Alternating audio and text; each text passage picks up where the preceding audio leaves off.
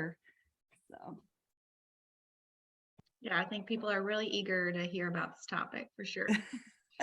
I think so. There's a little bit of an issue out there with staffing right now. So we're going to have a nice candid conversation about what's actually happening and what's coming next for the workforce. So really excited. We've got, like we said, hundreds of folks joining us today. So we're letting folks still get logged in here.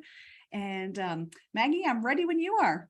All right. Well, thank you everyone for joining and welcome to today is Magnet Culture's State of the Workforce webinar, and it is the Great Management Walkout.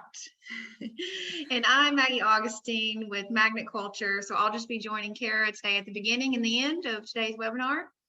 And as many of you are joining, you probably have started to notice in your workplaces that it's no longer just the front line that's looking for change. So we're seeing, I'm sure you're seeing, that managers are exhausted from the labor shortages, the overloaded workloads. So burnout starting to rise, and many leaders are starting to look for a more manageable position.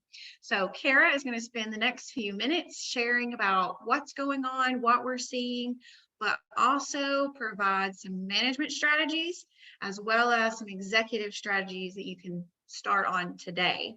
But be sure to stay for the entire session because, as always, we have a special offer at the end for each of you. And as you'll see, we are recording today's session, so you'll get this recording in an email, but also you can find all of our webinars at youtube.com/magnetculture. I'll put that in the chat here in a second. And all of our webinars are on there. This year, we've covered bullying in the workplace, how to prioritize your retention initiatives, and that one includes the retention audit as well. So that one's a great one to check out. So if you like what you hear today, go and check out those as well, and also just share them with your leadership team and anybody else you want to share those insights with. So, but Cara, let's dive into today's topic. Awesome. Thank you so much, Maggie, and welcome everyone. All right, so how in the world did we get to this place right now, where not only are we seeing our staff leaving due to the Great Resignation, but we're also starting to see more and more leaders hit their breaking point. So I have to tell you a story. One of my clients happens to be a hotel management group, and they may even be with us here today. So hello, friends. I was meeting with them last year to talk about who's leaving and who's staying and what's happening and what do we do about it. And they expressed to me that, of course, it's no surprise, a lot of room attendants, which we might have called housekeeping in the past, a lot of room attendants were really tough to get and keep. So I started to ask more questions about the expectations of these room attendants. And I asked, why do we have such a heavy workload for folks today when we compare that to where we were 10 years ago? So when I asked how many rooms was an attendant supposed to clean 10 years ago during an 8-hour shift, their response was, probably 10 to 12 rooms was a good rate. And then today they tell me that they expect a room attendant to clean 16 rooms per shift. Okay, now think about that for a second. Have the hotel room sizes changed? No, they didn't get any smaller or easier. And so what happened during that time? Well, as our conversation unfolded and as I've talked to other organizations as well, we have realized this workload creep that has happened. So what tended to happen in almost every industry was there was an expectation. And then there were rock stars. There were rock stars who came in above that expectation. So let's say somebody a few years ago could clean 14 rooms in a shift instead of 12. Well, that told the leadership 14 is possible. So let's hold everyone to that standard. Then what happened when the pandemic hit for a lot of organizations, they were already maxed out and pushing their folks to their maximum capacity. And that meant there was no wiggle room, my friends. There was no wiggle room for people to be off on vacation or out sick or for somebody to leave and have to be replaced. So then what happened was we were forcing people even beyond what they could typically do and saying, look, We're going to need you to do 16 rooms because we're short staffed, because times are tough, because things are busy right now. And so we just kept pushing and pushing and pushing. And the moment that we show those higher numbers are possible with a workload, what happens? The owners, the senior leadership say, that's our new expectation. We know it can be done. So we're going to go to we're going to stretch people and we're going to go to those highest capacity possible for folks. But that is not sustainable, is it? Right? So no matter what organization you are in, no matter what industry you happen to be in, we know that this workload creep is not sustainable. And we've already experienced the great resignation of our workforce, the staff, the workers, those folks. And I have to tell you all, I'm seeing something quite disturbing moving forward, because I talk to managers and leaders and owners and executives all the time about these exact issues. And I want to tell you that we are now predicting the great management walkout moving forward in the next 2 quarters. Now, some of you, I'm sure, are pushing back and going, but there's an impending recession, Cara. Some say we're already in the recession. Others say it's coming. Some say it's going to be terrible. Some hope that it won't be. But here's the deal. Today, the day I am doing this webinar, people are still hiring. Companies are still hiring, whether it is for growth or it is just to backfill those other positions. Now, it may not be every single industry and every single company, but there are management positions out there. And in the industries that we work in, they are still hiring like crazy. Okay. So right now, what I'm hearing from these individuals that I talk to is they are hitting their breaking point. Absolute breaking point after this terrible 2 to 3 years of being pushed and pushed and pushed. And some of you probably feel that way who are on this call today. You might say, that's me. I'm the one who's being pushed and pushed and pushed, right? And then the organizational leaders, if you're an executive on this call today, you're going, yeah, we've had to push and push and push because we had to for other reasons, right? So today we're going to get a little better handle on what's going on and figure out how can we avoid, to the best of our ability, this great management walkout. Because I'll tell you, only those with a very low risk tolerance who really don't like change are going to be the only ones who will put up with an overloaded workload much longer. Okay. Especially going into the recession, even those who have confidence in their skills, those who really care about their family and their work-life balance, which I'll talk more about in a minute, they are done.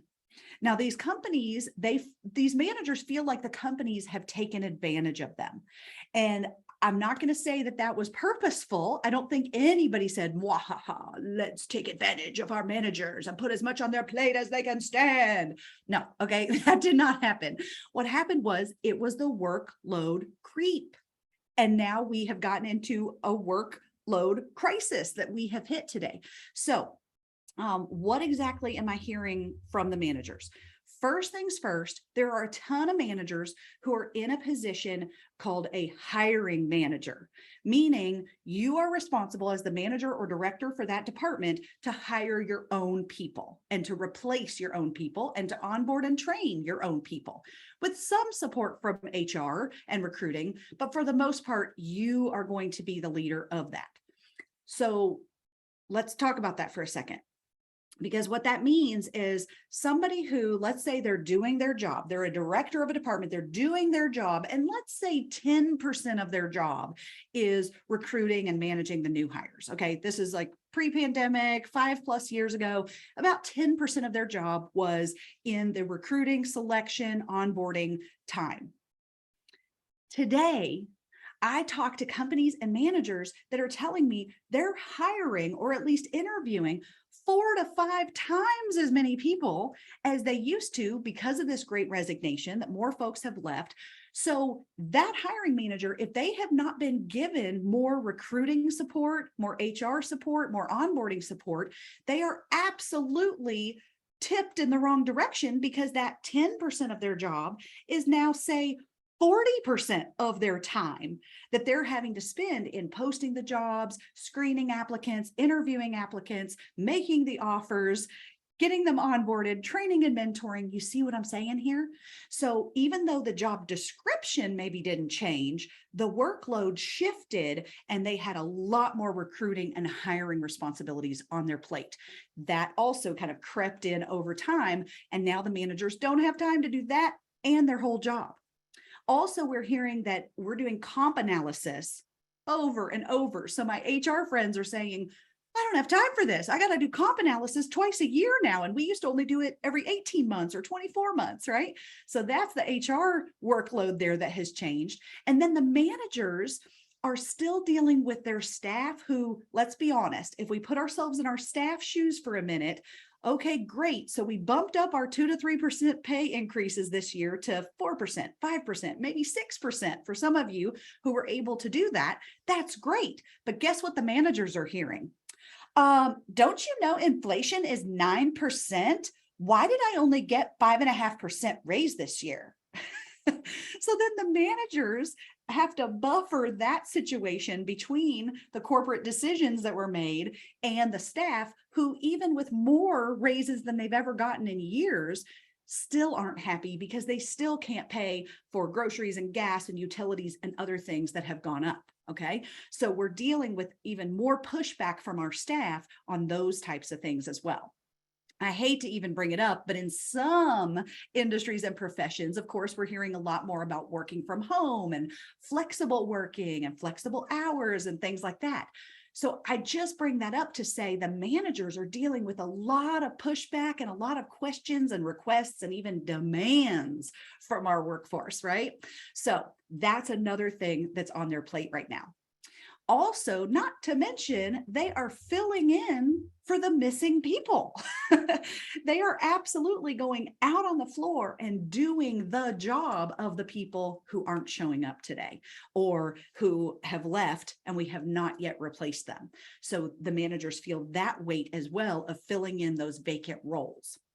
Now, there's another factor here that also plays in, and that is the high pressure expectations that are still hitting managers and directors regarding corporate metrics and corporate goals or the owner's expectations. Okay. I have seen so many companies in the last 18 months that are still trying to hit their numbers and still trying to push out new initiatives and new software and launch this new thing. And the managers are going, you've got to be kidding me. You are going to put another initiative on my plate. You are going to ask me to do another thing. And you have not been out here to look at what is happening on the floor, right? You have not been out here lately or enough to see exactly what we're dealing with every single day. And then you're pushing these unattainable corporate metrics from goal setting that we did years ago. We can't meet those goals right now when we don't have the capacity that we used to have. Okay, so I have also seen some of these corporate groups pause and halt new initiatives and say, we're going to be there for you. And we are absolutely in your camp. We know what's going on here. We understand how bad this is, and we are not going to push anything else out to you right now. That's not required or necessary for getting the staffing stability that we have to have back. Okay, so I am seeing some of that happen, but I'm still seeing a lot of companies charge forward as if their managers are not underwater, which they are. Okay. So if you've ever seen me present, you've ever read any of my books, any of that, you're probably familiar with the trees and the revolving doors analogy that we use.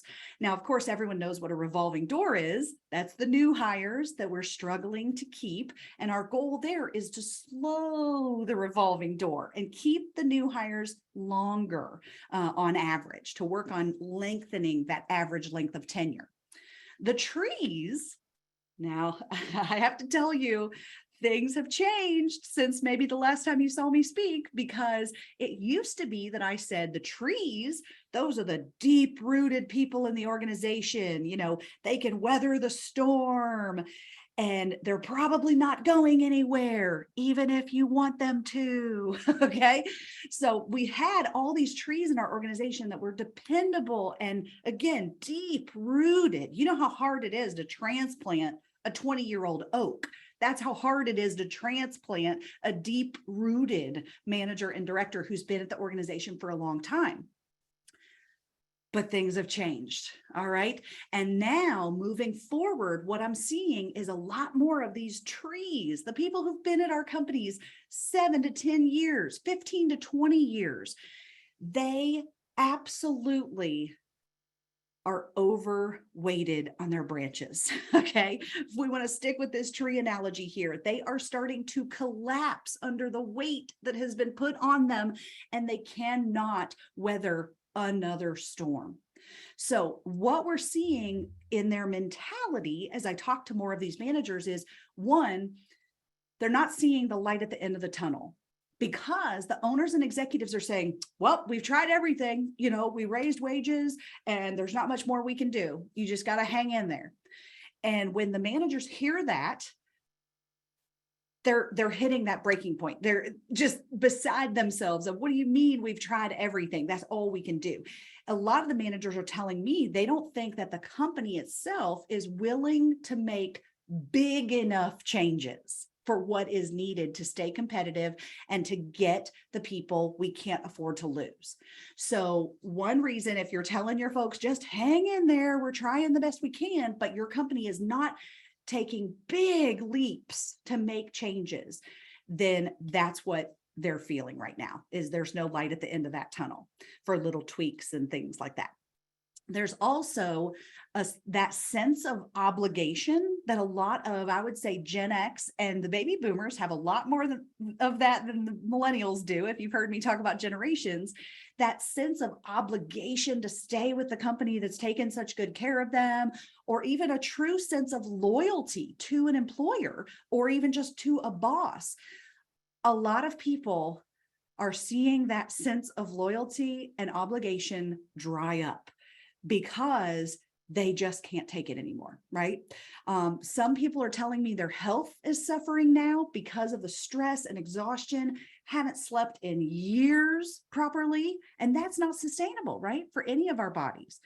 They also are telling me that their family structures, their marriages, their relationship with their kids, and even their support systems of the grandma and grandpa who help out with childcare and things like that, that those support systems are crumbling underneath them because of the long endured long hours and expectations and always being on call and different things like that.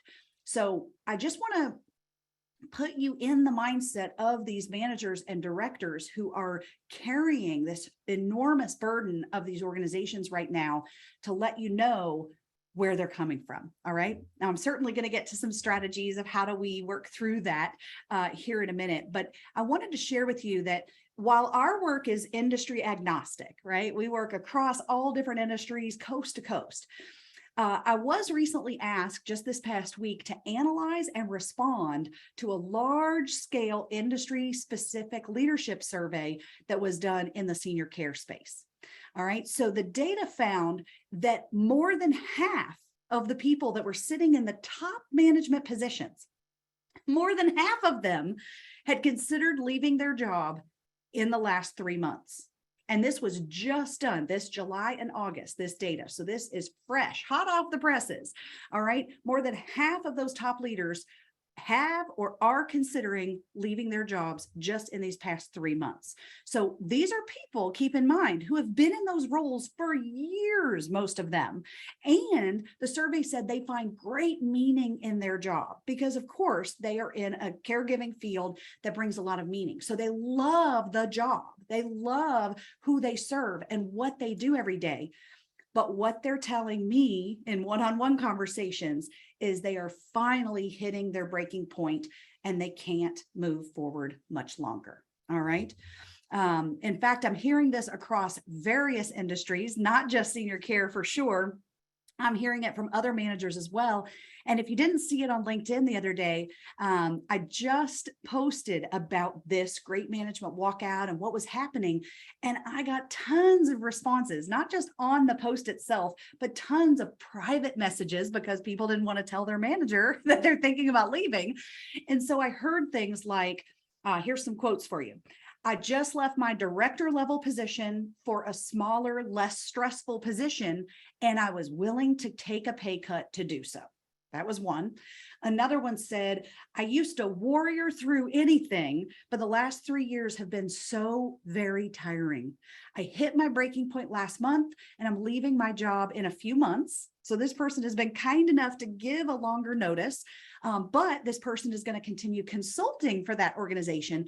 They just can't stay on the clock every day. This person said it was one of the hardest decisions they've ever had to make, but the stress was ruining their health. So now they're going to take some time off, reset, figure out what's next. And of course, these are very talented folks with a lot of experience. So they will be able to find more opportunities because in our space where we're working, still people are hiring like crazy. One other quote from that LinkedIn post was, I no longer have a quality of life and it's impacting my health. They just laid off a lot of support functions to increase margins, but I can only do 14-hour days for so long. Right? So that's what the folks are telling us. Even if they're not saying it to your face, please understand that this is the sentiment going on out there in the positions where people feel overloaded. Now, I will tell you, most people don't want to quit. Okay. They do not want to quit. It's just a factor of they've hit a tipping point now where their life and their well-being now needs to take priority over their job or even career, right? That they need to take a step back and reevaluate that to some extent. Some people, let me change that. A lot of people are using the phrase work-life balance. That's why everybody's quitting. It's work-life balance. It's work-life balance. But the problem with using that phrase is everyone defines work-life balance differently. Some people think work-life balance, oh, we can't let people work from home, so sorry about you. And that's not work-life balance. I mean, maybe for some people, but that's not what a lot of people mean. It isn't even just flexible schedules. It's also that mental load, right? Do you have your managers and directors on call after their shift or their hours on site? Are they still even going home, whether they're on call or not? Are they still worried about filling the positions and filling the shifts and things like that? If they're taking that home with them, that mental stress and strain, then that will hit a breaking point where their health can't keep up with that. Okay. So that's what we're seeing today. I would not talk to your executives about it's a work-life balance issue. Don't use that phrase. It's too ambiguous. And some people have already said, oh, I hate that buzzword. Instead, we really need to talk about a life and health issue for our managers and our directors. Okay. So there's enough about kind of what's going on, putting ourselves in those managers' shoes and seeing things from their perspective. Now, I'm going to shift over to the strategies. So what in the world do we do about it? Okay. Now, I've separated things into management strategies and executive strategies, and we have both on the call today. I hope you will stick around to hear both so you can have really powerful conversations with those below and above you on the org chart. And of course, make sure to stick around for the offer here at the end of the session as well. But I want to start first with the managers. But again, execs, hold tight because I've got some specific strategies for you in just a moment. Also, if you are a manager of managers, take note because these are some ideas that you can cascade throughout the organization. You can teach them to help get through this difficult time and as well as support them in these strategies. If you know you want them to implement these things, then you can help provide templates and support and even time to do that. Okay. So first things first, we need to do better as managers of our departments of operationalizing the turnover. And what I mean is we tend to run our departments like well-oiled machines, right? We have our standard operating procedures and we have our checklists and, all this stuff. We have systems in place that we follow and that we use to make sure that we deliver the best product, service, care, right? We deliver the best we can. And we do that by creating that well-oiled machine. Now, what we want to do on the turnover side is we know turnover is not going away, right? It's not, this is not going to solve itself. And so think about the things that you have to do and say over and over because of turnover, right? It's part of the onboarding. It's, part of the recruiting process and things like that. I hope that you are not writing from scratch any emails now that pertain to recruiting people, offer letters, onboarding people, anything like that. At this point, we need to have created templates. And a lot of systems, email systems, will even let you save a template. Or maybe you could keep a separate Word doc on your computer there that is easy to access, that has, here's my template for this, here's my template for that, right? We have to save time by creating some more templates for those types of emails and communication. Now, you want to make it personal as best you can, especially if you're offering someone the job, and how, of course, tell everybody how great it was to meet them and that you'd love to have them on the team. Maybe mentioning, if you can, one or two specific things about them that you love or that you noticed through the interview process, right? But if you have the template, at least, that saves you time on writing 90% of those emails. So make sure you have templates for a lot of that communication if it's not already in your applicant tracking system, which some of you have in place. Okay. Now, another thing you can do is think about your onboarding process. And instead of haphazardly, oh, well, come watch me do this for a little bit. Oh, hey, go over there and watch her do that for a little bit. Instead, we want to make detailed onboarding checklists. Okay. And what I recommend is have a day one. And when I say day one, I don't mean HR. Okay. HR has its own compliance and company checklist that it has to get through. I'm talking about you, manager. When a new person comes onto your team, what does day one look like? All right. So make your onboarding checklist for day one with a new person on your team. What do you want to cover? Not just how to do the job and compliance type stuff or systems training. They, of course, need that, but also the culture side. Who are we? Who's on the team? What are the roles and responsibilities? What are some of the unwritten expectations that weren't covered in the handbook? Okay, so create a day one checklist and then a week one checklist. Ideally, you would then create a month one checklist and finally a quarter one checklist, because we don't want to tell new hires everything right up front. We need to space that out over time. Okay. So executives, for you, a way to support your managers on this is to create some templates or at least a tool that your managers can use to manage these checklists, whether you have a learning management system or your applicant tracking system. Maybe the recruiting software also goes into the onboarding process, but give your team a space for that. If you're a manager who's having to do this on your own, Excel spreadsheets work just fine. Okay. And you can absolutely put each new hire's name down there and then check the box on what they've accomplished and what you've taught them over time. Okay. So we really want to, again, operationalize this. Are there a lot of FAQs, the frequently asked questions that new hires have? Make a sheet for that, an FAQ sheet that you can just give them on day one or week one. Okay. Also, do you have a professional development mentoring schedule in place where you can check in with folks and either do it by person, where you're doing one-on-one mentoring with them, or do you have topics that each month or each staff meeting or huddle that you cover these expectations and this type of professional development for your team? If you get those onto a calendar, onto a schedule, then it doesn't go on the back burner and say, oh, I just don't have time to come up with a topic right now. You can sit down and come up with 12 topics that you want to cover throughout the year. And then those are your focus areas for each month. Okay. So again, we're standardizing this and making it to where you don't have to remember all of these things yourself.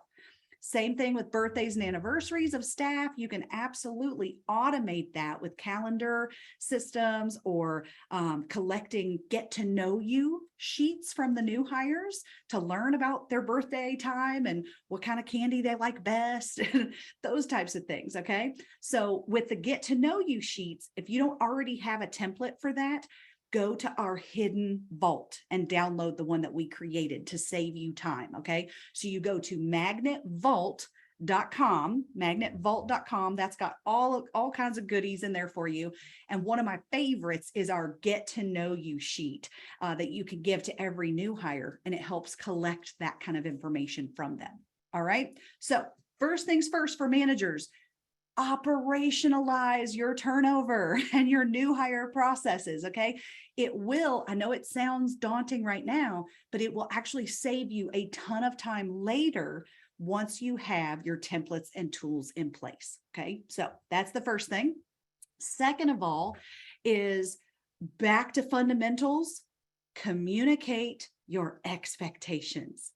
You guys have all heard me say this as I tell you my story about keeping my shoes on at the office at my first job. But I have a new example for you that really hit home at one of my recent programs.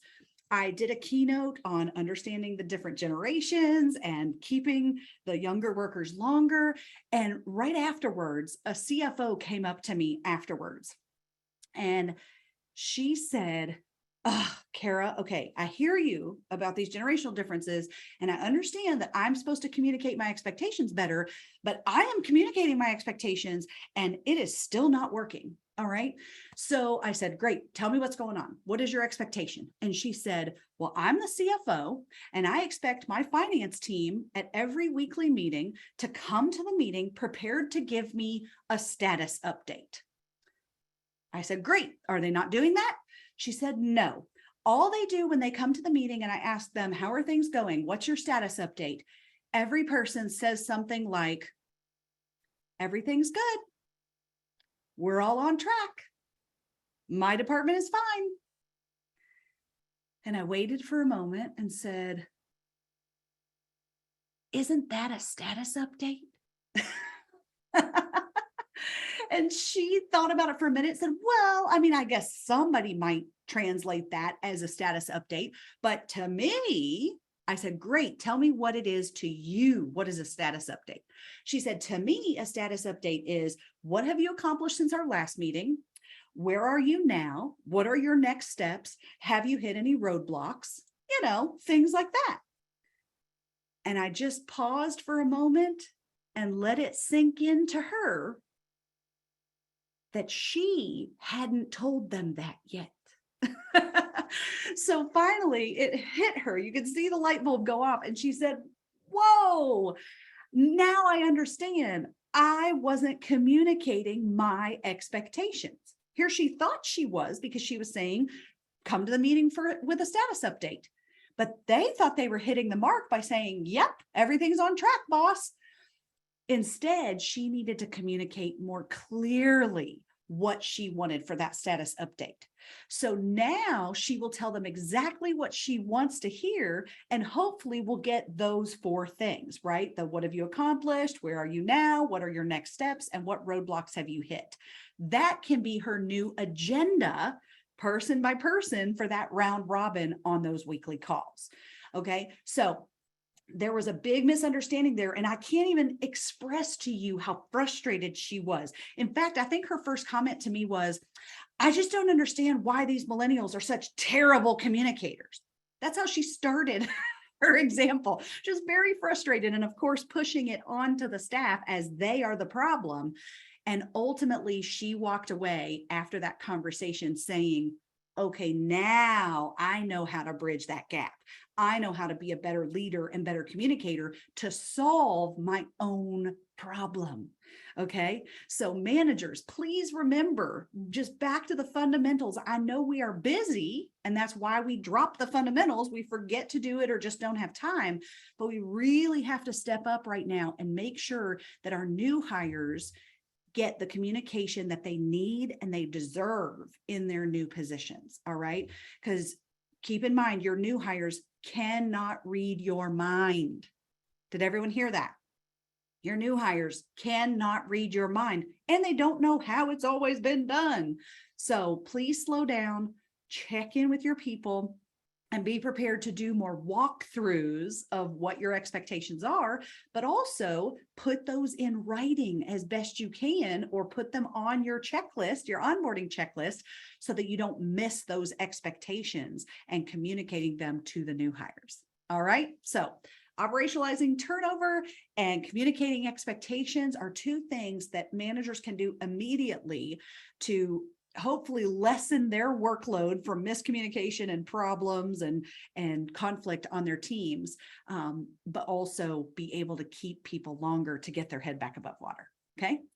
All right. So now let's shift over to some executive level strategies.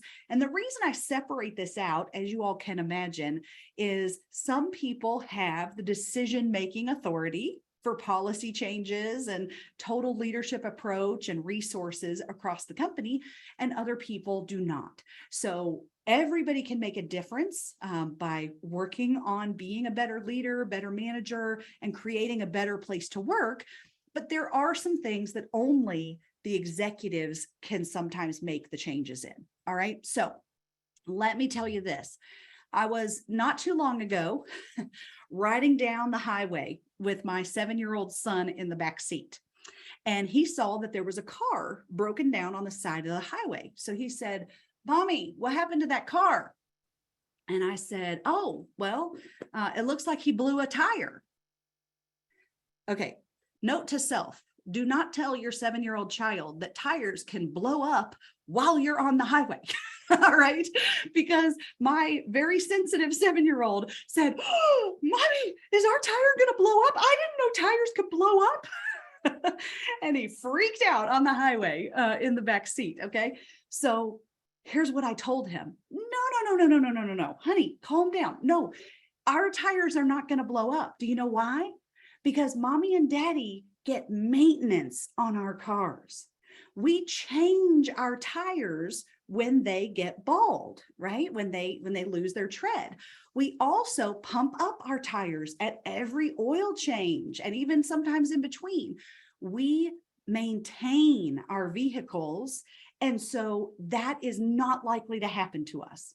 Not 100%, proof, but certainly it helps our chances.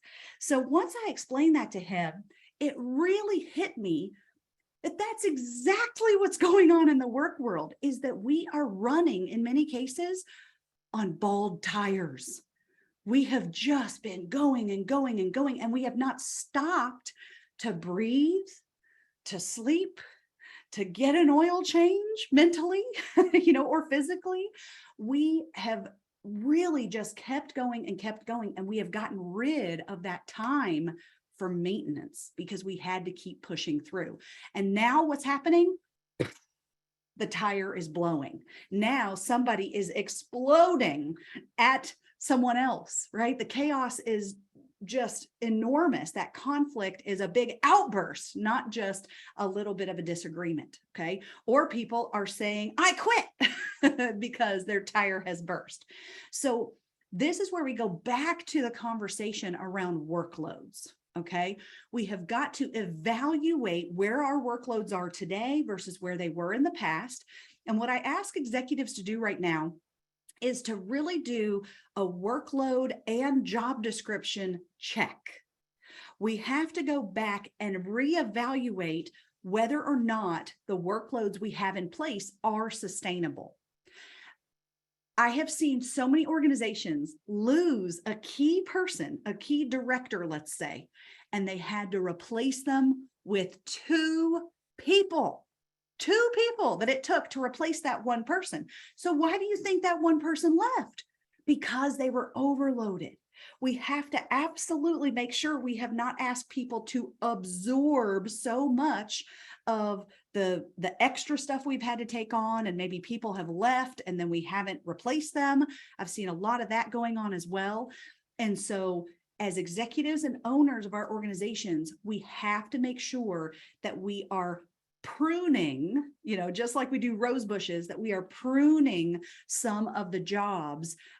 Because as you know, with a rose bush, if you don't prune it, it will get too heavy, it will wilt, it will fall over and not bloom as big and bright the next year. So what do? We prune it, we cut it back so that next year it can blossom and it has the right weight on the branches and not too much weight on those branches that's not sustainable for the next year.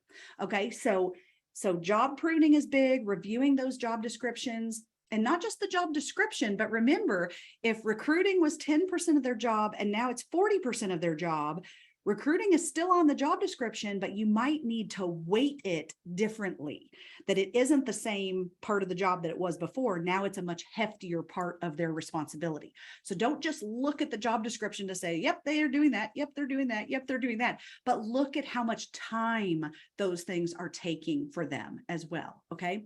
I'm seeing a lot more organizations put in more recruiting and retention support for these hiring managers, the ones that have to find their own people and recruit their own people and onboard their own people. So if you don't already have a retention specialist in place to help with employee engagement and onboarding, or maybe you don't have centralized to some extent, or maybe even decentralized, depends on which strategy would work better for your organization, HR support. A lot of times I'm talking to managers and HR departments that just feel there is not near enough HR support for all the recruiting and retention efforts that are going on right now. Okay. Another thing that baffles me is 10 and 20 years ago, there were assistant managers. Do you remember that? It's like, where have all the assistant managers gone? It's just blown my mind how we eliminated those positions over the years. Even assistant directors, there were assistant vice presidents.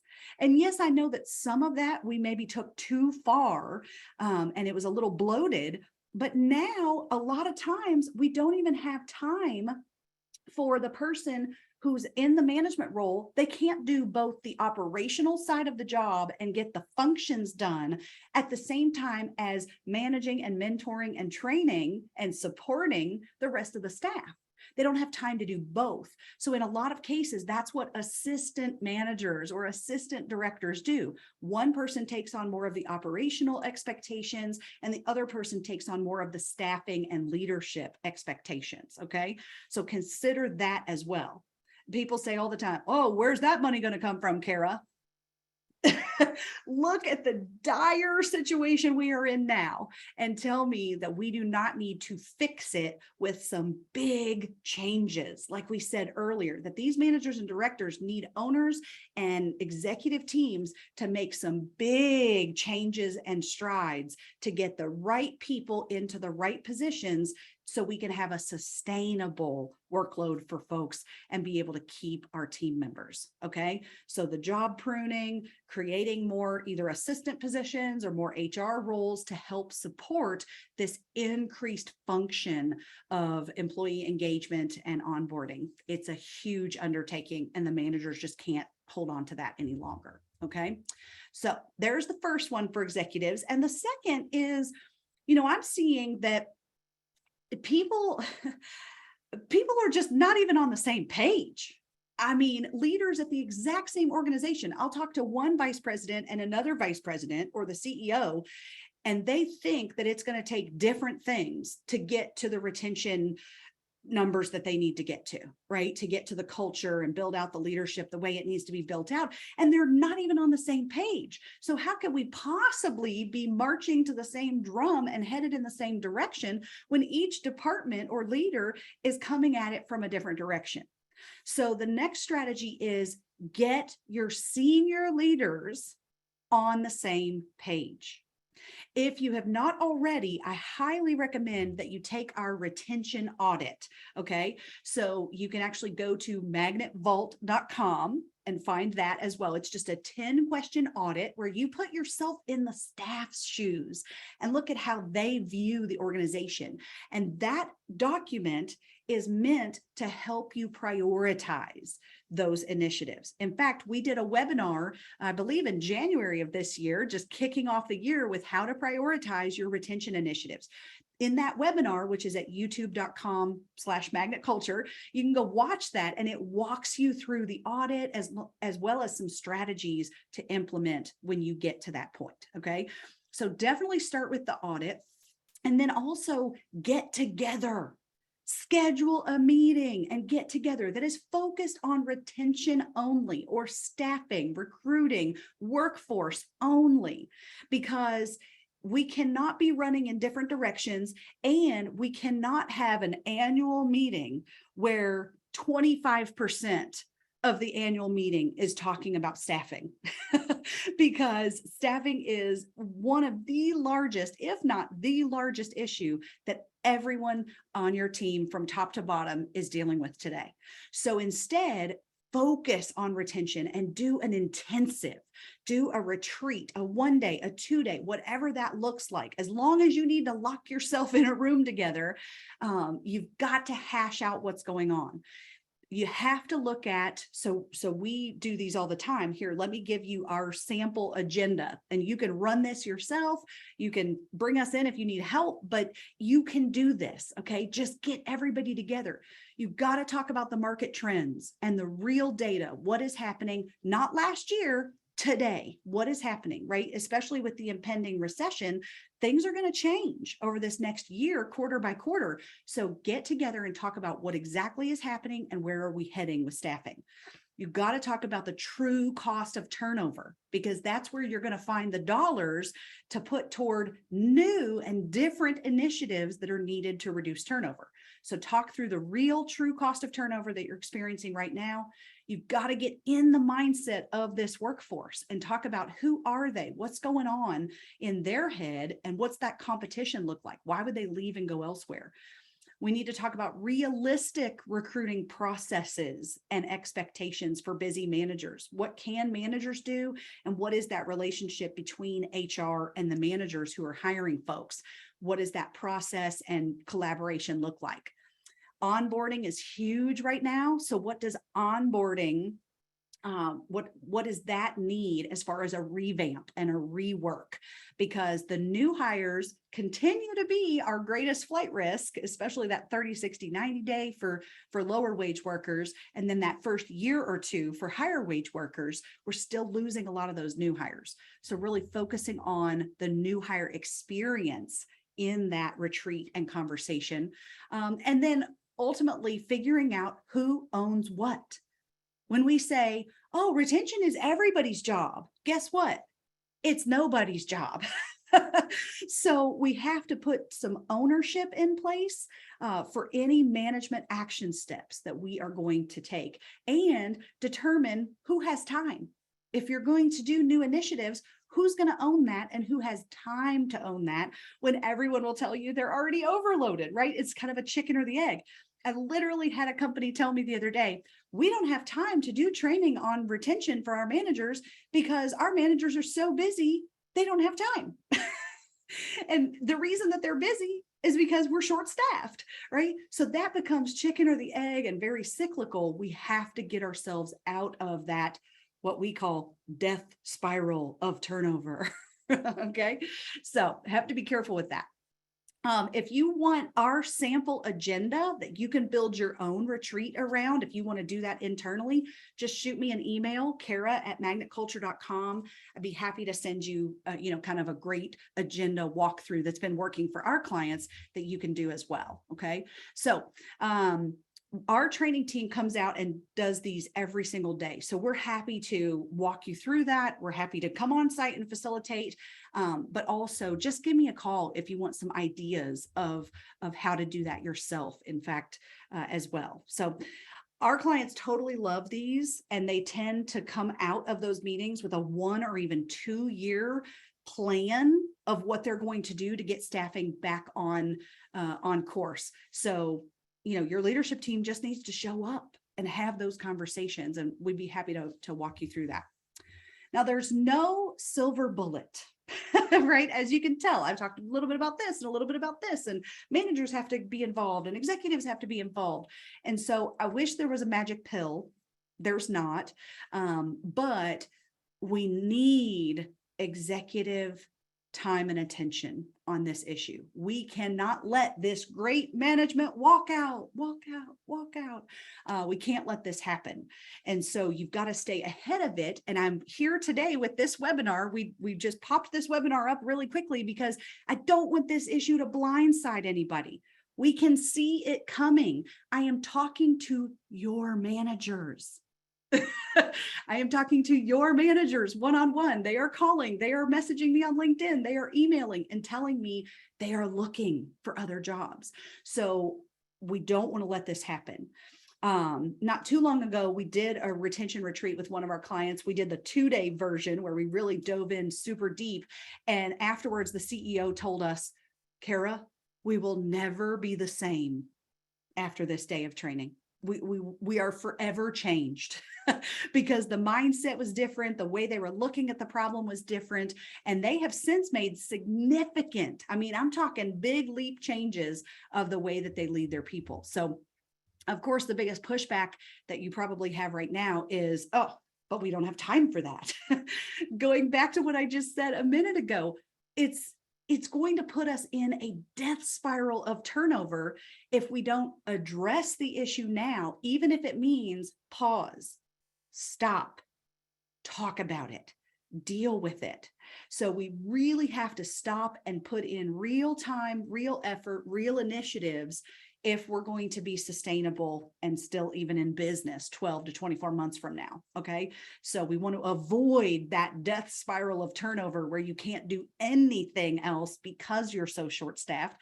And my heart goes out to you if you're already in it, because some folks that I talk to already are. And so I wish you the best of luck and I want to help you as best I can. But for the rest of you, let's avoid that death spiral because it's really, really tough to get out of it once you're there. Okay. But anyway, we are still hearing more and more that the managers think the owners just aren't doing enough to solve the problem. So back to that bigger leap, bigger changes, and really thinking about the whole issue differently is so important because the managers, they're saying, look, I'm not going to stick around long enough to watch this implode. I don't want to be here when that happens. And we don't want that for anybody. All right. So it's time to kind of recalibrate, figure out what we need to do next. And I hope that these strategies, I hope that these conversations, while it probably was not what you wanted to hear, and I admit that, I know that, I hope that this is what you needed to hear today. And I really hope that you can share this program. If you've been watching live today, I really hope that you will share this recording with all the managers and executives at your organization from top to bottom so that you can get on the same page and start thinking differently about the issues. All right. So don't forget about Magnet Vault. Maggie's going to tell you in just a minute about our free offer as well for those of you who are on the program today.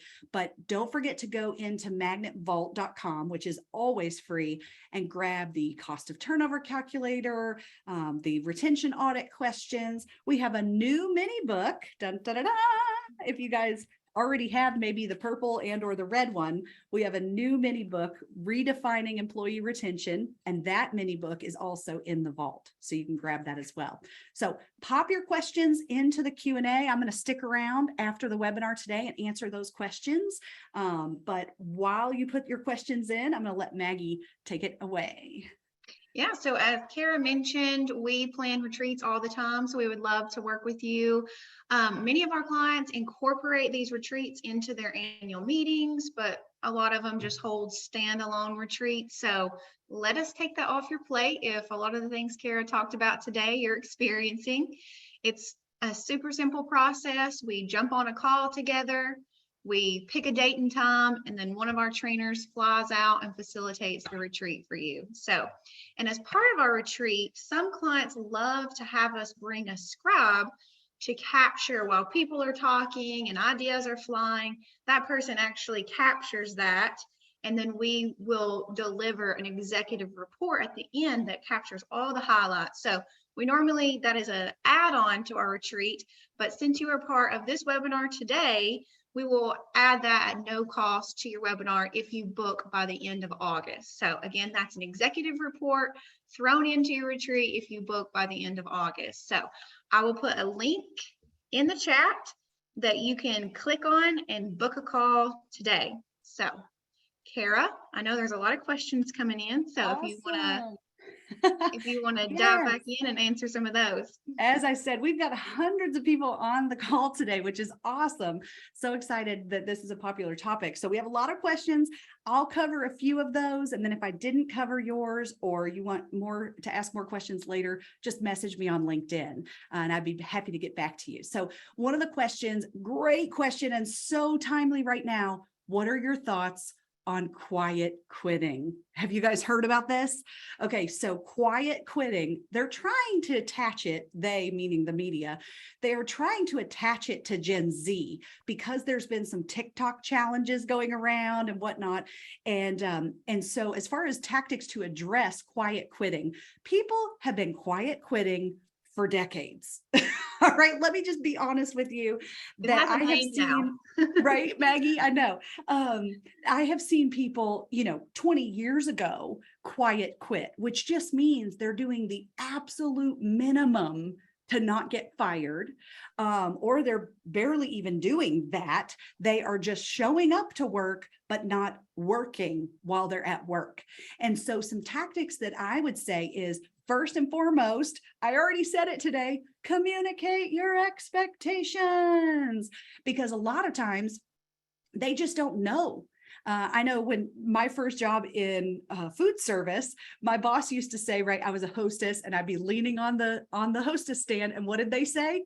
If you've got time to lean, you've got time to clean. That was always the saying. And so that told me, oh, I'm not supposed to just stop and chill because I don't have anyone to seat right now. I should be checking the windows, checking the bathrooms, checking the floors, and other parts of my job.